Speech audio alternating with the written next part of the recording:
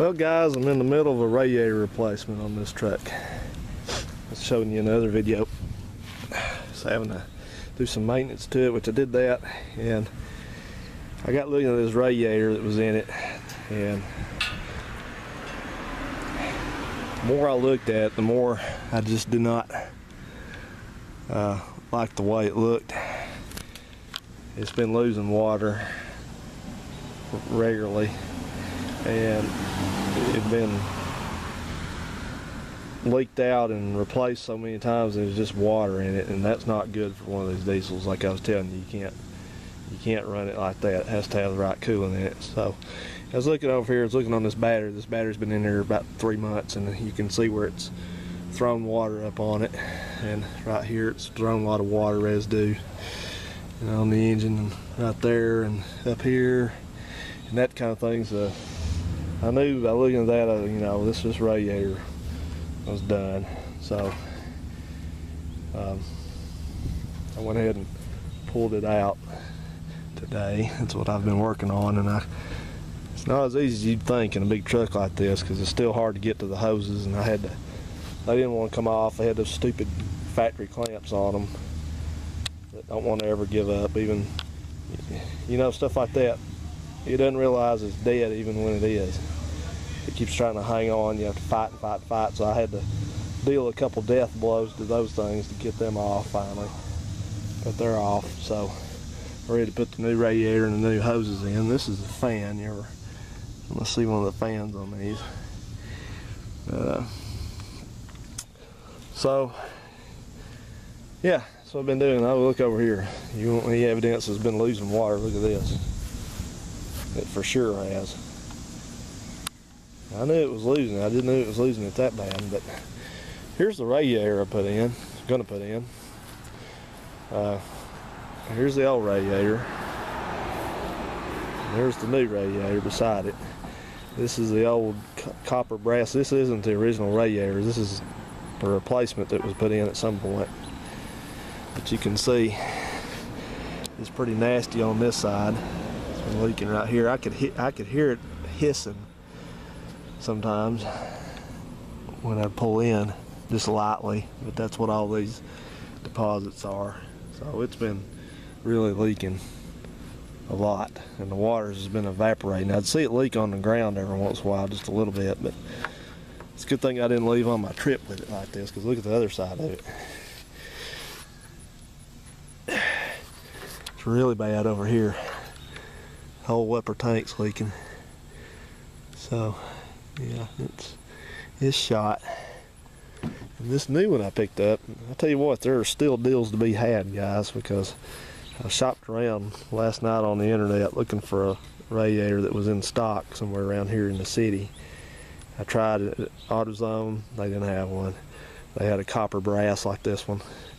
Tried Advance, they had a aluminum like that one, and no, that's not just copper painted aluminum paint, that's aluminum.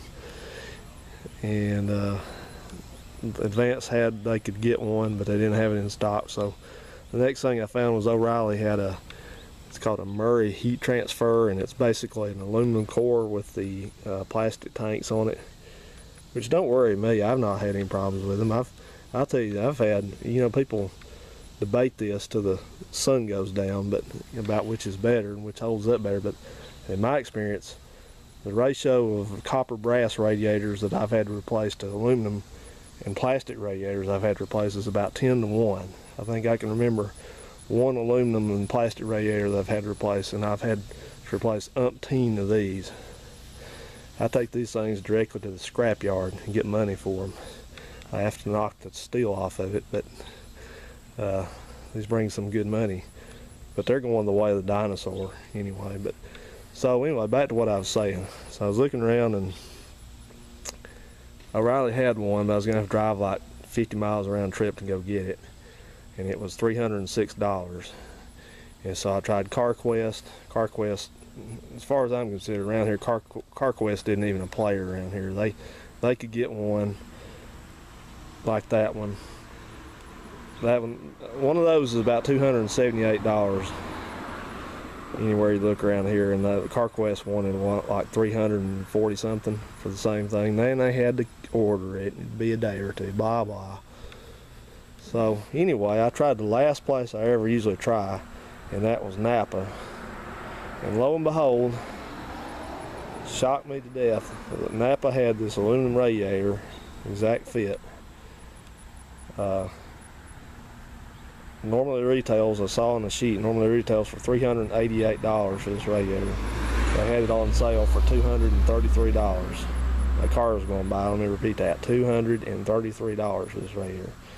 So yeah, I fired up the old Plymouth first thing this morning and ran over there and got it, and didn't have any problem at all with it. I printed my sheet out that had the price on it, and they didn't ask any questions, didn't say anything, just went and got it. So, and it's a nice one. It's well built, appears to be. This is a 3-flue. You can see in there a 3-flue aluminum core, of course, and this one is a 4-flue. 4-flue copper brass, and like I said, there's been debates and debates and debates about that, but see,